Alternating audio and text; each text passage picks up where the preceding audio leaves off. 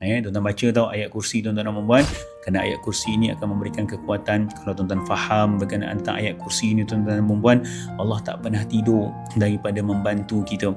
Allah lah yang akan menentukan bagaimana keadaan kau pada hari ini.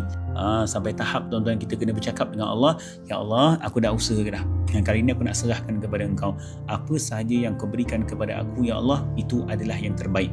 Kuatkan hati dan juga jiwa kami untuk segera bertemu dengan hikmah apa yang kau berikan. Kami tak mampu, ya Allah, nak tolak apa yang kau dah bagi kepada kami. Kami tak mampu, ya Allah, tapi kami manusia lah. Kadang-kadang tercari-cari sikit. Kenapa, ya Allah? Kenapa benda ni dekat aku? Kenapa aku pula yang dapat benda ni? Kenapa bukan orang lain?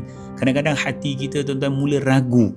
Moga Allah segerakan hikmah sehingga kan kita mampu mengucapkan terima kasih, ya Allah, dengan apa yang kau bagi kepada aku hari ini, aku akan menjadi orang yang lebih baik. Baca ayat kursi tuan-tuan dan puan-puan. Kalau boleh setiap kali lepas solat.